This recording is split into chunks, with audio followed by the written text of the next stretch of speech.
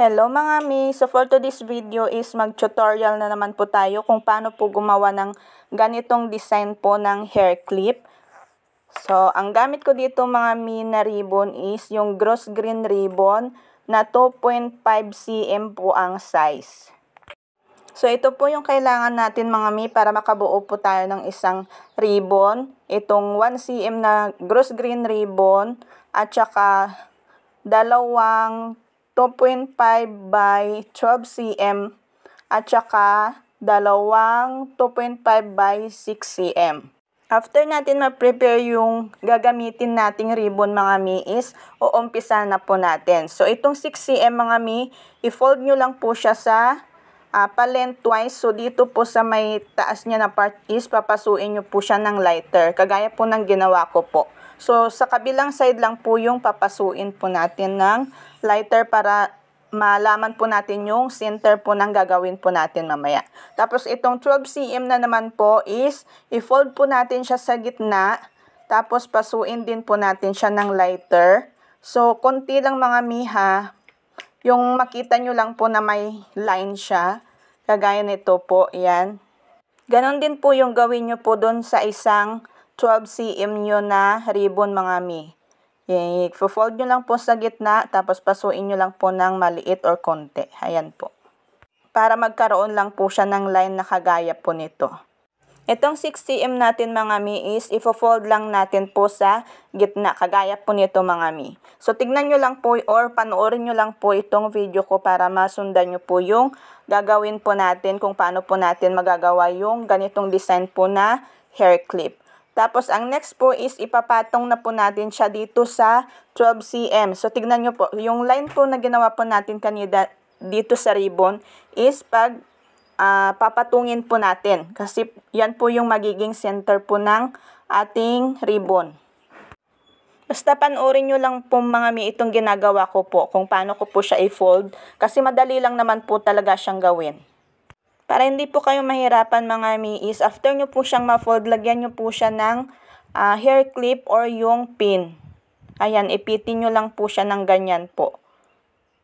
Tapos, dito naman po tayo sa kabila po ng ating ribbon.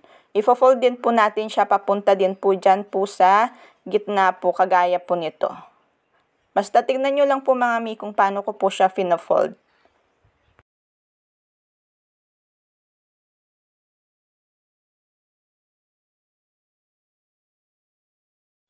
So, ganito po yung magiging itsura niya mga mi. So, ito po yung sa harap at ito naman po yung sa likod. So, ang next po natin gagawin mga mi is guguntingin o gugupitin po natin yung sobrang ribbon po. Sa itong color white na ano po, ribbon. Ayan o. Puputulin lang po natin yung sobra.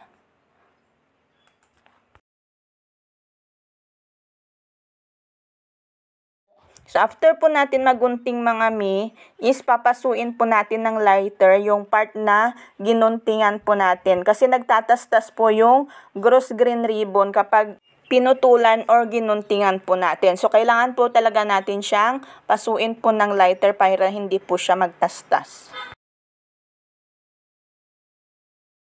So, ito na po siya mga mi. So, ang next natin gagawin is yung kaparis po niya. So, kung paano po natin siya finold yung kanina, yung partner niya, is ganun din po natin siya gagawin. So, ipo-fold lang po natin siya sa gitna, tapos pagpapatungin po natin yung 12 cm at saka 6 cm na ribbon. Ganun lang siya kadali gawin mga mi. So, kung paano nyo po ginawa yung una kanina, ganun din po yung gagawin nyo po sa partner po niya or kaparis po ng ribbon po natin. So, ipapatong lang po natin yung 6 cm doon po sa 12 cm na ribbon po. Tapos yung magkabilang dulo mga mi is ipo-fold nyo lang po papunta po sa gitna. Kagaya po ng ginawa ko mga mi. So for dali lang po talaga nito mga mi. Ayan, kagaya po niyan. So lagyan nyo po ng pin or clip para po hindi po siya gagalaw-galaw. After natin ma-fold mga mi ng ganito, so ikakat na po o guguntingin na po natin yung sobra po ng ating ribbon. Kagaya po nito, kung paano po natin ginawa yung kanina mga mi, ganun din po yung gagawin po natin sa kapares po niya.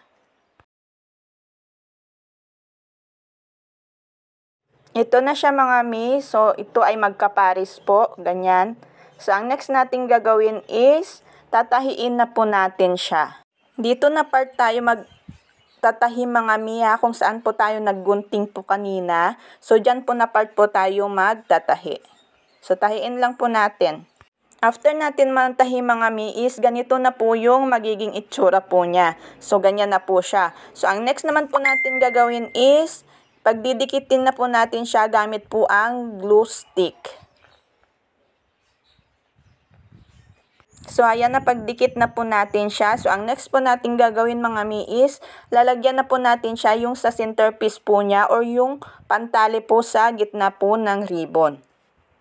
So ang gamit ko dito mga mi ay 1 cm na gross green ribbon.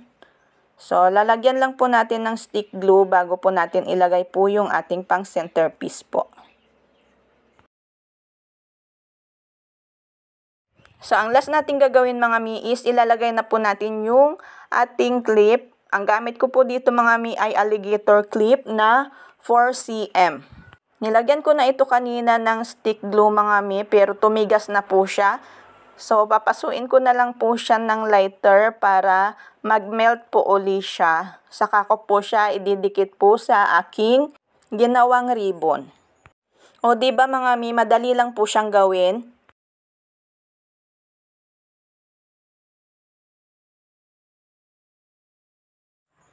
So, ito na siya mga mi.